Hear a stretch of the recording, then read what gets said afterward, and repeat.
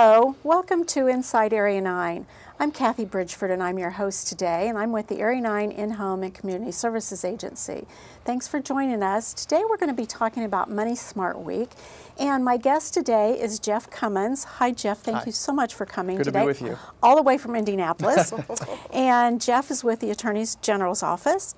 And Terri Hamm. Terri's been a guest before with us, and Terri is community, well, she's respite care coordinator, and she has several hats, so she's a regular here anymore, aren't you? It's like it. But she works with Area 9 as well. Let's start off, Jeff, telling us about the Attorney General's office and what is how it relates to the financial literacy, I can't say it today, and the securities. Sure. Well, you know, among other things, the Attorney General's office is the consumer protector. And so Greg Zeller is very focused on that role of the office. As such, he created the Consumer Outreach Program, which I'm a part of, and we travel all 92 counties doing programs and workshops on consumer education, consumer protection issues. So Money Smart Week's important for us because it really fits in well with the normal ongoings of our office as far as consumer protection. And so we encourage people to understand that they can come to us as a consumer protector. We're an office of attorneys, not in the private representation sense, but as a consumer. As Hoosiers, as consumers, we can represent them if they file a complaint with our office based on some suspicion they have. So we're enforcing our statutes, our consumer protection statutes, deceptive consumer sales, among others.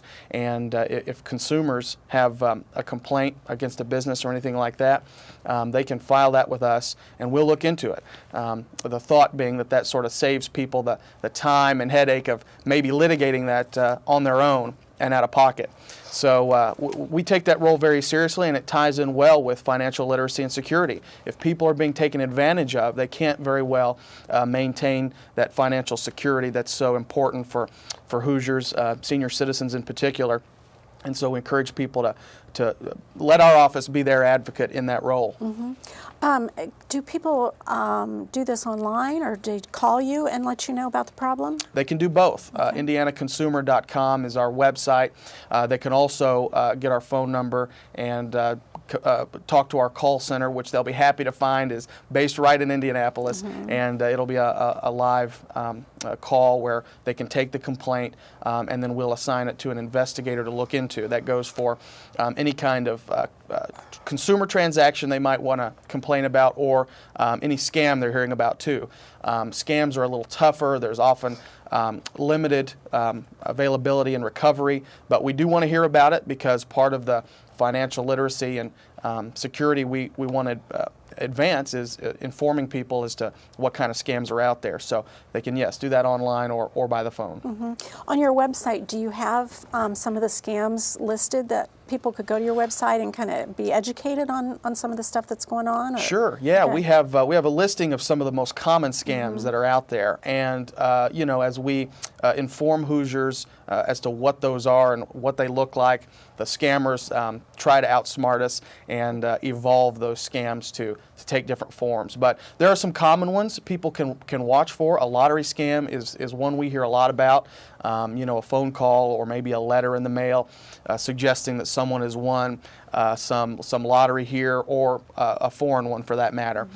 And so we advise people to understand that if you didn't play, you didn't win, and if you didn't enter the sweepstakes, you didn't win. So, but in general, you know, the scams, the details change so often, it's probably not as important to understand or memorize every detail of a scam. And there are a lot of them that we talk about. What's probably more important is understanding some of the red flags to watch for. Things like wiring money away, because it's difficult to track down once you've done it, and your money is instantly gone. And so if you've gotten a letter, whether claiming you've won something or threatening you with something else, and scams oftentimes can be threatening, if it's asking you to wire away money, that ought to be a red flag, because that is one common way that scammers try to drain our resources. And another red flag is some kind of offer or threat, asking you to act now, act fast, don't wait, and don't ask any questions. Another sign of a scam. If they're wanting a senior citizen to wire that money away without talking to family members in order to claim their winnings, that's going to be a red flag. And so understanding those red flags rather than every minute detail is going to be key to avoiding them. It kind of goes back to that old saying, if it's too good to be true, it probably is. That's certainly true. It's just, I know there was a couple people in Richmond that were being scammed a year ago. They threatened their family, and they're so convincing, and so they go and get the debit cards or whatever, they get the cards and send off to them, And yeah, that's right. So it's not always that they're being asked to wire away money. Sometimes they'll be told they have to go buy a Green Dot card or a Money Pack card and load it with $500 and then transmit those numbers to the scammer. We see that oftentimes with some of these technology scams that are out there. You'll get a phone call maybe that claims to be from Microsoft, and they'll say, you've got a virus. And you've got to go to this website to get rid of the virus, and they freeze up your computer and download everything on there, or they'll install some kind of freezing mechanism and tell you to unfreeze the computer. You'll have to get one of those Money Pack cards or Green Dot cards. And so they take different forms, but be cautious about anybody asking for money over the phone, over your email, or through the regular mail. They can be very sophisticated. They can doctor up a letter to look really convincing from the lottery or from a government agency saying, hey, we found something wrong with your Social Security. Why don't you send us some money and we'll see if we can fix that. The scams take many forms, but anything sending money away is always going to be risky. And especially with our seniors today, because they came from an era that was so trusting. Yeah. We didn't have computers. We didn't have so many scams going on as we do now with the computers. And, I'm just hoping that the generations that are, young, coming up, becoming seniors will be a little bit more educated with some of that stuff. But even then, you have to stop and question sometimes your own self. It's like, okay, do I trust that? Sure. You want to trust people. You do. We want to be trusting, and I think we still can be, but we've also got to be our own best defense. We've got to remember a little bit of common sense, and also in a very practical sense, day to day, not be afraid to ignore that phone call if you don't know the number appearing on your caller ID. Not being afraid to hang up the phone if someone is threatening you or trying to dupe you into something. That's part of that trust and that hospitality, that Hoosier hospitality, that we don't want to hang up the phone on anybody. But if they're trying to scam you, hang up. And so it is going to be important to be our own best defense, but also if you have a concern, know that the Attorney General can be a good resource as well. That's good to know. What recommendations do you have for people for Money Smart that want to protect their finances? Well, protecting your finances is first going to be a product of making sure you protect your financial reputation.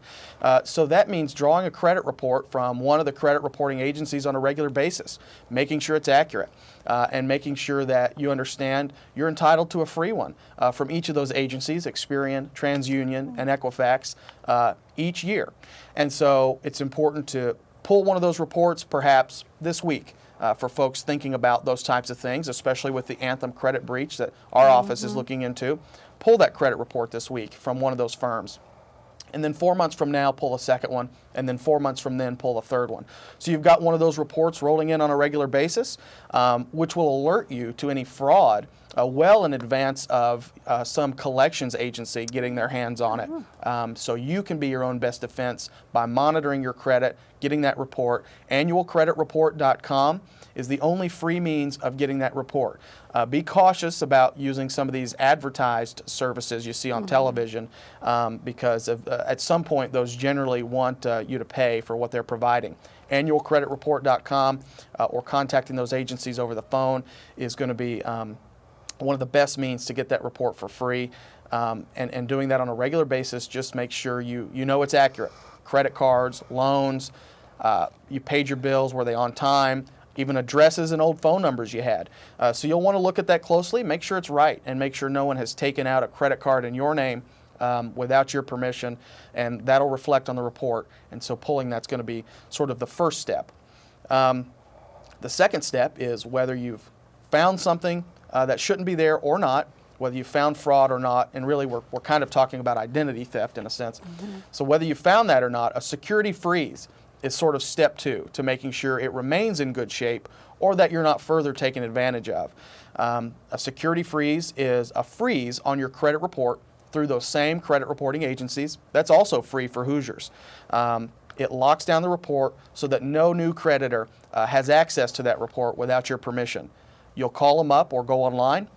You'll ask for the freeze, and they'll give you a PIN number that anytime thereafter you need to lift the freeze, you give them the PIN and they'll do so. And really what we're saying is no new creditor ought to have access to that report without your permission. The PIN number is sort of that permission.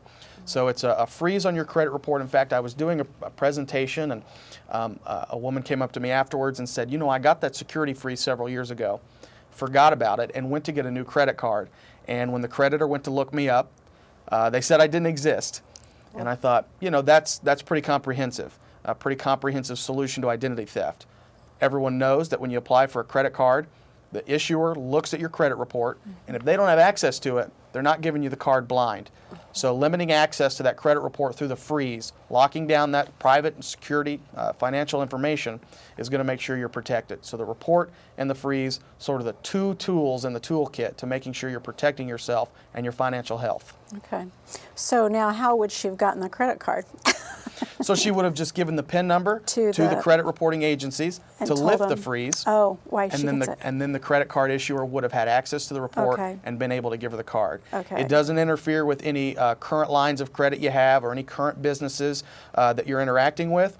What we're concerned about is new lines of credit being taken out in your name by someone who hacked a company and obtained that information, a credit, a social security number, a date of birth, some of the puzzle pieces they'll need if they're sitting down at a computer in their basement somewhere and trying to get credit cards in people's names. So it protects that information by limiting the exposure of that credit report in the first place to new creditors that you currently aren't engaged with. Okay, okay. Well, that's news to me. I wasn't aware of that, so I'm sure our audience listening today, hopefully this is going to go a long way to helping people. And they can find more information on those 2 things as well on the website, indianaconsumer.com. We've got information on how to get a report and how to get a security freeze as well. We're also free to travel to people's communities, to their social groups or their Sunday school class, and do a program that sort of talks about these things in a little more detail than we have time for today. Okay, that's good. Yeah, it's a good good website to check out. Absolutely. Terri, you're kind of heading up the Money Smart Week. Tell us the times, the dates of the Money Smart Week, and maybe how did the Money Smart Week get started? Yeah, it's a date you won't forget. It's April 15th, tax day. So or maybe it's a day people want to forget. I don't know. Right. It's a day out. It's at 10 o'clock, and it's going to be at Reed Hospital. We're going to have a meet and greet in Lingle Hall at 10 o'clock, and then we will go into the auditorium, and we'll have a documentary from that Dan Rather had on the Jamaican lottery, and it's quite eye-opening. So how they have no remorse getting your money. Like Jeff said, they make friends with you when they're talking to you, and it's surprising what they can get out of you, the money. So we'll have that. And how long is that? That's about 20 minutes. Okay. And then after that, we have some presenters, and we're going to have question and answers afterwards. Jeff will be there. I will be there. Reed Hospital, Purdue Extension, Social Security Administration, and First Bank, and SMP's coming also, which is Senior Medicare Patrol. And I think that's it. So we'll have, it'll probably be an hour and a half maybe total. But we'll have some light refreshments, donuts and coffee at 10 o'clock. And I think it's an event you really will get something out of. This is the second one we've done. We had the first one at Area 9, and we packed our room, so we thought we might try to get someplace a little bit bigger this year. So please everybody mark their calendar and try to come, because I think it'll be very beneficial. It's a free event. It's a free event, yes. And so you're going to have the people that will be there is going to be on a panel. Yes. That they'll be discussing different items and asking questions. Is that? Yeah. We'll each talk about certain things, and then afterwards, then we'll have a question and answers. Okay. Okay. Well, how did Money Smart? Who came up with this idea? I mean, how did it start? Well, the Federal Reserve is the group that hosts, and they're really expanding and bringing people together from all across the country just to raise awareness about financial literacy and education. And so I know there are several groups around the state of Indiana involved, including the Attorney General's office, because that's a good fit for us as the consumer protector. But it's an effort to bring some of these financial literacy matters into light. Okay. I was checking some things out on the website yesterday about Money Smart Week, and I saw that there's, because I think of it as helping adults. I mean, that's my, because it's protecting their money, their finances, and so I think of it as more as helping adults. And I pulled a couple of things off the internet that I found interesting, that they have a Money Smart Kids Week. And I guess it's the same week. I didn't pay any attention, but April 18th to the 25th. But it's for 6th through 8th graders, and they can write an essay about how to save money. And I think that's good to try to get kids involved in learning how to save money right off the bat. And I think it's how difficult it can be to save money. I think that would be fun, just to be the one reading those essays. But they get $1,000 towards college, and runners-up get $750. So, I think that's coming out of Chicago. But and then I think there was something else more for college-age students, and it was the that could be fun for them. And I can't remember, what's it called? Geocaching. Yeah, I know people do that, and which would be more of college-age kids, could get involved in that. So I think it's really a great idea that they've gotten this started, and then they're bringing all age groups into that education of that. And I think it's important to bring children and students into the fold as far as understanding financial literacy and financial health. That's one thing the Attorney General's office has tried to raise awareness about as well. Speaking about scams and identity theft, sometimes a child's identity might be just as attractive to try to steal as an adult's. If a child has a clean slate, we're finding that sometimes they might pursue that child's Social Security number because they have a better chance of getting approved for something than someone with bad credit, and it may go undetected for a long time. So we're trying to raise awareness to those issues, encouraging parents to do a couple of things, calling those credit reporting agencies and asking them to manually search for a child's credit. And generally it comes back with a showing of nothing there, and that's good. But if something does come up, you'll have to take some action with regards to reporting identity theft with our office. And oftentimes people don't think to check a child's credit, and assuming that it's not being tampered with. And so that's why sometimes the thieves get away with it for so long. One of the things we've done in Indiana is, on a limited basis, we've also extended by statute the security freeze for children. So if you find that there is something there that shouldn't be on a child's report, they can put the freeze on to make sure it's not used at all. So it is important to make sure students are aware this isn't just an adult or senior citizen problem as far as identity theft and financial literacy. It's making sure we're all watching out for each other, especially the kids. Gosh, I would have never even thought that. So that's really good to know. You know, you always keep your kids' Social Security cards. You know, they're little, they don't need them. You know, you put them away in the file box, and Right. you know, you just kind of forget about them Right. until they become adults. So Right. that's good. And I think the other part too is making sure people realize that you can take these precautions, and a lot of times they'll work, but oftentimes it's you talking about the Social Security card just reminds me it's important to make sure we're taking good care of our personal documents at home as well. It's not always the case that someone is a victim of identity theft because their information was stolen from Anthem or Home Depot or Target.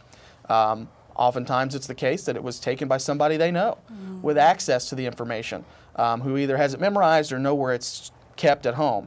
So securing those documents and making sure that they're safely stored with maybe a limited number of people that know where they are. Yep, that's good advice. What do you find is probably the most common scam right now? You know, there's one going around that we're really seeing on the rise called the grandparent scam. And we probably should just call it the family scam, but it tended to target grandparents first.